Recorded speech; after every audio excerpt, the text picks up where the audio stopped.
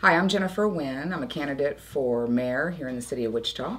And today we're going to kick off our weekly video blogs, and we are going to talk about the issues that are directly impacting our city.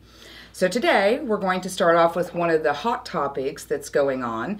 And I think there's some misunderstanding to what's actually going on in Wichita with the protests and things that are going out as far as groups of people gathering and what they're actually doing. So today we have Mike Schatz here with us, who I'm sure most of you know, and we are going to talk about what's really going on in Wichita and why people are really out protesting, because I think there's a misconception about that. And so I wanted to bring Mike on today so that we can make sure and educate you on what the real issues are and what people are really upset about.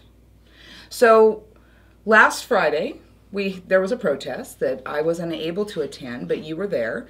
And let me just ask you the direct question. Why? Why were people out at it was Kellogg and Rock, right? Kellogg and Rock Road? Yes, Kellogg and Rock. Why were people out at Kellogg and Rock Road, Mike?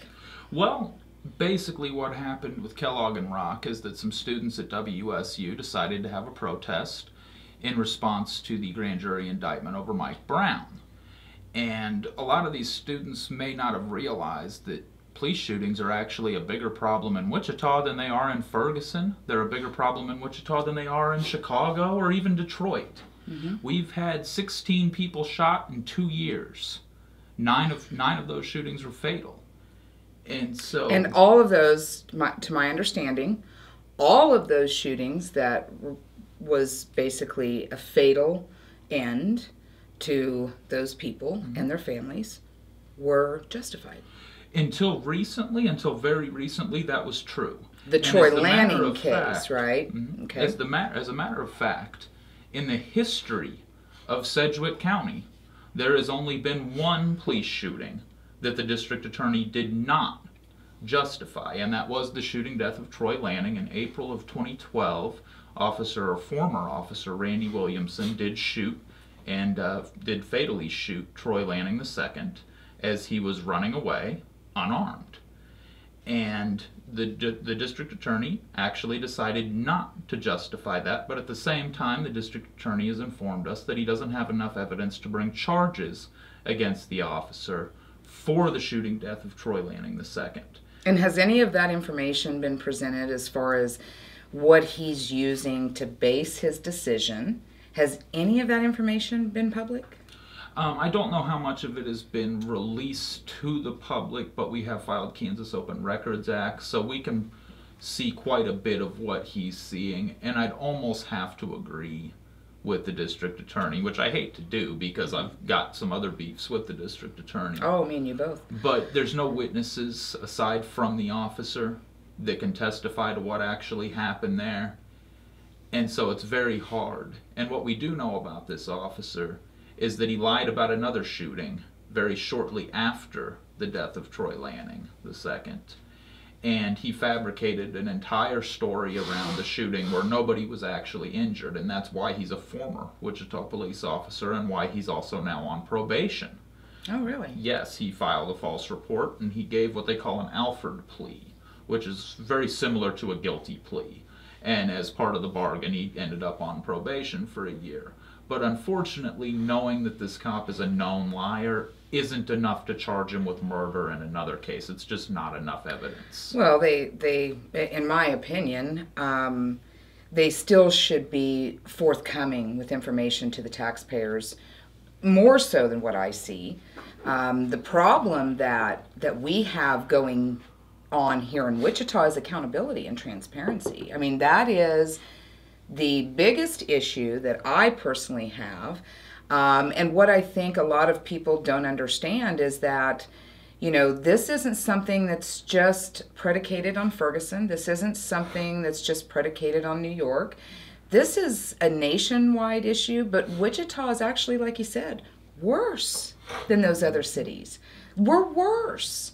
So, if that's really proper pronunciation, don't quote me. But the idea of not having accountability to officers who are racial profiling, who are being abusive. I mean, I remember the video of the boy that was pulled over and the police officer starts punching him in the face. I mean, that's just not acceptable. And that's something that as mayor, that will not continue, because that, in my opinion, if you are paid by a taxpayer, you're there to protect and serve. If you do not perform that duty and you abuse that power, I will expose you. I will hold them accountable. And that's something that we to date have had no one in office doing. Everybody's a good old boy system, and we the people are facing the ramifications of that. And so now we're getting tired. Now we're getting united, and now we are taking stands. So last Friday, I saw some of the articles that some of the media outlets had put in, the Facebook and on the air. And it was basically saying that everybody was out last Friday because of Ferguson, and that really wasn't the case. We were protesting here in Wichita, predicated on what's going on in Wichita, yes, right? And if you look at the signs that the protesters were holding, there were very few signs that said anything about Ferguson. There were very few signs, if any, that said anything about Mike Brown. What those signs had were the list of names of the people that the Wichita Police Department has killed. And Mike Brown's name was added to that list just well, out sure, of because solidarity. he was killed by the police department. But yes. But and you know, I have heard so many stories about that particular issue. But the real issue for me was night before last. I had worked all day getting the set ready, getting the campaign headquarters ready, and because we're kicking off, you know, our campaign. And but one of the things when I came home night before last, I walked in the door and my husband said, "Have you seen the news?" And I said, "No, I haven't. I haven't even had a radio. I've been working." And he said they did not indict the officer that killed the man in New York. And I knew exactly who he was talking about. And I had not, at that point, I had not sat down long enough to watch the video. Mm-hmm. When I watched the video, I thought I was going to have a meltdown. I mean, I really thought I was going to have a meltdown. You know, it took me back to days when me and my brother would wrestle around and you know, because I was a tomboy and you know, we would do the WWF moves, or he would try to do the chokehold on me, you know. The minute I said, "I can't breathe," and I've said that, yes. Wrestling around, playing, the minute I said, "I can't breathe," my brother released me. Because that's something, that's a plea that you don't, there is no getting around that. I can't breathe means I can't breathe. And somebody, wait, I gotta tell you this, but somebody said, "Well, you must be able to breathe if you can say you can't breathe." What they don't understand is that when you're exhaling, you can breathe. You just can't take more breath back in. Right. What stands out to me about Eric Garner and the New York situation is that even that was better than what we get in Wichita. Have you heard of any grand juries being convened to decide to indict or not indict any officers in Wichita police shootings? So even that, and as horrible as it is still better than what we're getting in Wichita. And it really comes back to what you said. It's transparency and accountability. Mm-hmm. When these shootings happen in other places, even nearby in Hutchinson, we had a recent police shooting, and I won't speak to whether that was justified or not because I simply don't know. Mm-hmm. But one thing I do know is that they immediately gave us the officer's name. Yes, in New York, we know the officer's name. In mm-hmm. Ferguson, we know the officer's name, although they were not forthcoming with that name as others. But in Cleveland, we know the officer's name, mm-hmm. who shot Tamir Rice, who's the 12-year-old boy who had a BB gun. Mm-hmm. All these other places are giving us the officers' names. Wichita never releases the officers' names, at least not without a lawsuit. Right. And even, you know, we asked for the Brady Giglio list, and I don't think yet to date, even under a Kansas Open Records Act request, we've gotten all the names of that list. No, they hide behind personnel issue. It's a personnel issue, and according to the department, they just can't discuss personnel issues. That's just not acceptable. They're paid by us. Yeah, they work for us. us. And that is not acceptable. That would be like an employee of mine telling me, sorry, you can't see my timesheet, but you need to pay me. That doesn't work. So for me, there's a couple things, though. Somebody said to me the next day, Jennifer, how in the world could a grand jury not indict that officer for killing that man? How can that happen? And this is what I even myself had to learn because I didn't know. But the way that this is set up to work is basically the district attorneys or the prosecutors, they get to provide that grand jury information on what it is they deem necessary. So a lot of times they're called motion in limines, which I posted about that, a brief description about that here a few days ago on my Facebook, but this is literally how it works. The prosecutors go in and they determine what they want to tell and what they don't want to tell. Then they get the judge to basically agree with them, and if the judge agrees with them, then the information that's relayed to the jury is limited, thus the motion in limine. So they limit the information. So things like this officer, particularly involved in New York, the jury did not know that he had 2 previous instances with brutality. One actually resulted in a penalty, a civil penalty that was settled out of court, and another is pending. See, they didn't get that information. The prosecutors made sure to give all the victims' history and all of the victims' information, but they sway the jury's decision not because they're in their pockets, but because they're limiting the information that they get to be able to make that decision. So, and that's happening here in Wichita more than I ever realized, you know, with my own issues with the district attorney. I had no idea what a motion in limine was. I hadn't ever heard of it, and I had never seen it applied.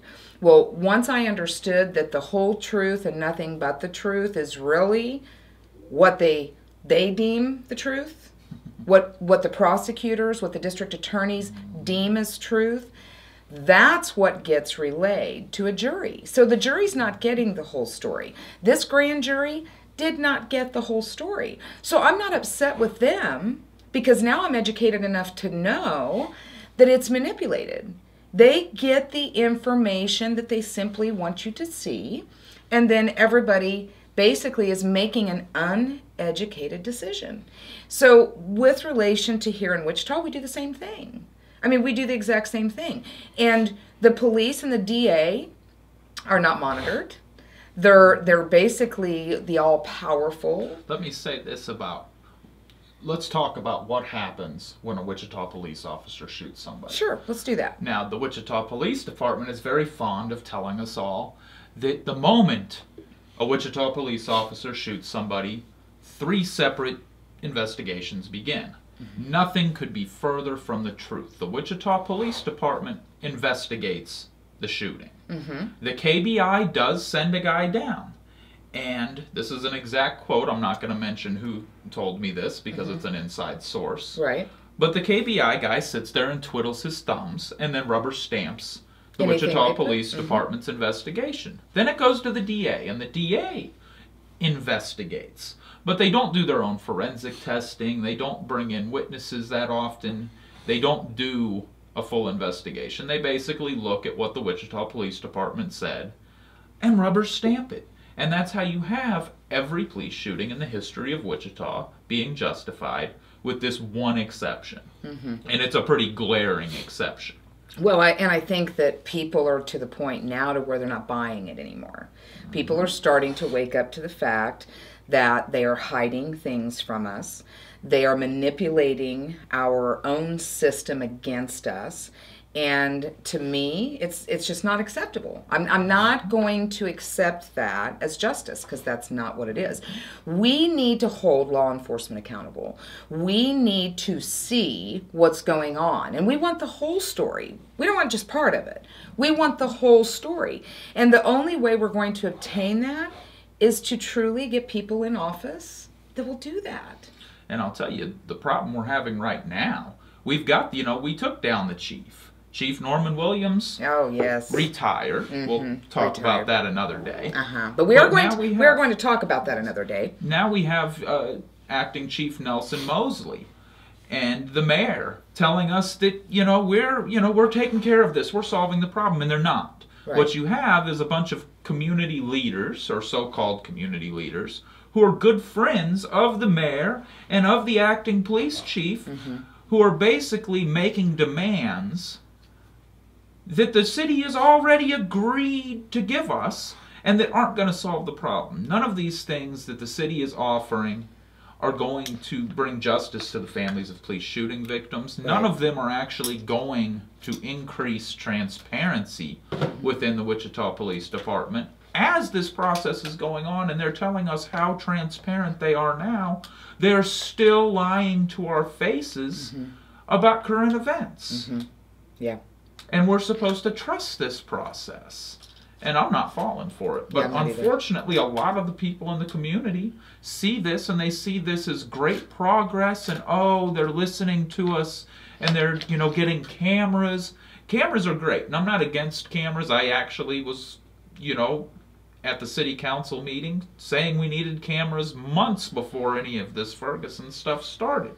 And of course the mayor laughed at me basically and told me I was permitted to hold a fundraiser to get the money for cameras if I wanted. Well, my understanding is, aren't they planning to ramp up the drug war to pay for the funding of cameras? I don't know that they're going to ramp up the drug war, but they are going to use seizure funds, and that's actually something I suggested to them, was to use seizure funds, because they can do anything they want with that money as long as it's a non-budgeted item. So it was the easiest place to get that money. Right. And I'm, not a big fan of civil asset forfeiture, which is how they get that money. But they're doing it anyway. But at the same time, they've got that money. They've already taken it. Right. And if they're going to use it for something, I'd prefer they use it for cameras instead of bigger guns. Well, and how do you feel about, we don't even want to get me started on the budgets and the police cars and the things like, that everybody's all excited. Some people I was seeing posts saying about, we're so excited about the new police cars. They're at 100,000 miles and we need them. And I strongly disagree. If those vehicles are maintained, they could actually get double the life, and we don't need to be spending that kind of money on police cars. Especially these new cars. They're built to last longer They these are. days. I mean, you're talking to a business owner that has trucks with 250,000 miles on them. So there is, in my opinion, no excuse for spending that kind of money when we have other areas such as police accountability and cameras that can protect both. Such a drop in the bucket when they've got a 70 or 80 million, I'm not sure exactly, it's at least $70 million a year budget. This 500,000 to $1 million or $1.2 million they need for cameras is really a drop in the bucket for the city of Wichita. It's a drop in the bucket. But I would still like to see the expenses truly out on paper, and that's where I come in. Well, that's why we're going to elect you mayor. I know, right? Because I'm not going to accept anything other than transparency, because that's what I expect. That's what I expect, and my own experiences has brought me to where I'm at. I'm not one of those people that's going to cower down. I'm not cowering to your tyrannical government. I'm not cowering because you wear a badge. You work for me. That's how I see it. And when elected, I will work for the people, and I will make those things transparent. I think that's why the base of people who know me well know I'm very good at holding people accountable. I expect you to perform, and if you don't perform, we're going to have problems. I mean, it's as simple as that. I'll tell you one thing I'd like to see you do as mayor. And, people think that the mayor is all-powerful, and they're not. The city manager is actually probably the most powerful person in the city government, but the mayor has a voice. Yes. And what I'd like to see in regards to these police issues is for heads to roll. Yes. And I don't mean that literally, but I mean people need to be fired. Let me finish. Some of the bottom officers that are, actually out, causing misconduct or engaged in misconduct obviously need to be fired. But a whole lot of the people at the top of this department, as far as I'm concerned, need to be fired. They don't need to retire. Right. We need transparency in this process. We need new top brass, because the top brass were promoted under a corrupt system. And what kind of people does a corrupt system promote? Corrupt people.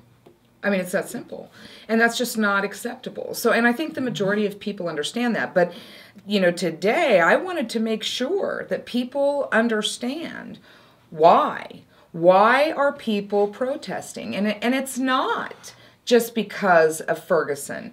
And let me tell you this. I was very proud of the circumstances evolving, although I didn't get a chance to be there.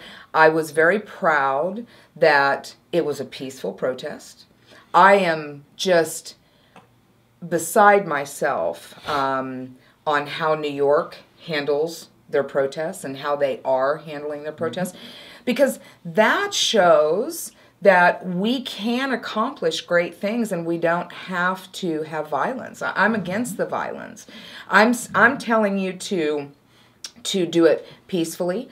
I'm telling you to start standing up. Start looking at what can you do. What office can I run for? You know, I have excitement with knowing that and I posted this last night. A little birdie told me we have a real individual that's going to run for District 5, and it's because of his awareness. It's because he's had enough of the politicians. He is decided that now's the time. Now is the time. I'm not really a politician. I'm not a politician. So, but there's a time that we have to stand up if we want the corruption to be held accountable, and we want these people fired. And we all know at work, I have no problem firing anyone that's not performing. I will hold them accountable. I'm famous for that at work. And I would do the same thing as mayor. I'm going to hold these people accountable. And you're right. You know, the mayor's not an all-powerful position unless it's utilized correctly, in my opinion. And the way that it's utilized correctly is its exposure. It's transparency. I may not be able to make all the decisions, and I may not be able to change things with the wave of my hand, but I can sure present them to you. I can sure put them out in the media. I can let the people know what's really going on behind the scenes, which is something they don't want. They don't want people like me in that position, because I will call them out as I see it, and I will hide nothing. I will hide nothing. So I think just predicated on that, heads would roll, because they would have to, because that means we hold them accountable, right? So when you see the protesters, you know, and everybody has their own way of protesting. You know, I heard from one guy that said, well, the masks scared my child, you know, and that's just a horrible thing. Listen, educate your 9-year-old. Educate them. Talk to them. I mean, that's what I always did with my children from the time they could talk. Educate them. Each person has a right to protest how they see fit. I don't judge them. And if it's something startling, because it's not customary, we the people haven't been standing up. So this is something kind of new. But talk to them. About these protests, you know, the masks. Out of 200 people that were at that protest, there were 2 young college kids wearing Guy Fawkes masks. I seriously doubt that this guy's kid was that frightened by anything that was there. We don't. I can't say he was or wasn't, maybe. But that's where we come back to start talking to our children. Yes. Start talking to them and educating them young. I mean, we've been so disenfranchised. Even in grade school, even in junior high, you know, we weren't part of the I wasn't. Were you? I wasn't part of the political system growing up as a kid. I had no idea. But I think that that's something that we should change, because I think the younger generation coming up is reflective of my generation talking to them. And I think that will be the generation that moves mountains in this particular situation. But I think that people have a right to protest. And I think that if we are very thorough, very open with our children, letting them know, and people have a right to protest peacefully, however they see fit. I don't see that as a threat to others. My role in these protests, I'm not really a protester. I'm the citizen journalist covering the protests, and I've also been invited to cover some of the meetings, so I know exactly what's going on with these protests. And it's not a thing where everybody hates cops. It's not about hating cops, and that's what, a lot of these people commenting on these news stories seem to, that's the impression they seem to hold is, oh, if you criticize police officers, you must hate cops, or you must be a criminal. These are not criminals, they're college kids. Well, and that's something I want to make sure that we both clarify, because I know that Mike has had an officer actually come up to him, buy him lunch. I know I have had 3 currently employed with the Wichita Police Department contact me, tell me don't stop. We're powerless. Yes, we agree. A lot of the officers are unhappy with the top brass, and they're unhappy because they think that they're mismanaging the way they deal with misconduct issues. And the officers think that if the department would just come out and say, we made a mistake, or officer made a mistake, or this officer was a criminal and we're going to arrest him, and handle it that way, then everything would be better. And we wouldn't be protesting. If Chief Mosley comes out tomorrow and says, we arrested Officer so-and-so for this and that reason, we're not going to protest. What would we protest? Right. Well, and I think that the conception of that we stand against the bad officers, it means that we don't like any officers. That couldn't be further from the truth. I actually have some very good friends who are officers. One of them here in Wichita, one of them up in Olathe, and they all tell me the same thing. We're powerless. If we say anything, we basically are branded at that point. If not fired. If not fired. And please don't stop, Jennifer. Please don't stop. So what I do is because I do care about the good cops, and there are good cops. There are. So I just want to basically make sure that you all understand how important it is at this time especially. If you want accountability, if you want the police corruption to get under control, if you want things to be transparent, then you've got to get out and register to vote. I know that our deadline for registration is January 27th, I believe. Is that correct? Is that right? To register to vote for this upcoming the primary is February 10th. Okay, February 10th.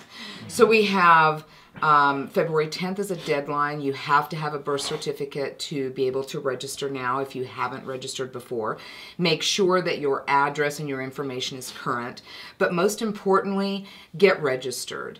The only way people like us are going to succeed is with people like you who get engaged, who care about what we're doing, stop electing what I call the polished politician, look at the real people that are not tied to the money, right? Because we don't take corporate donations, and get out on March 3rd. March 3rd is going to be the primary for the mayoral race, and vote. And then when is the general election for April? April 7th. So April 7th is going to be the general election, and at that time we also have the marijuana reform coming up on that ballot as well. So it's important. This is probably the most important race to begin the process of getting real people in office and giving you the accountability and the transparency that I as a taxpayer demand, and that I think you as taxpayers will expect. So tune in for next week's show. We're going to call it a show, I guess. But next week, we're going to actually sit down and we're going to talk about the water situation. We're going to talk about what we can do as far as a long-term plan, and what I think, especially being an irrigation specialist, water is something that I deal with continually. And we'll look forward to airing our next video show. I like video show. We'll air our next video show next week, and until then, we'll see you on Facebook. If you have any questions, don't hesitate to ask. Get out, get registered, and get engaged.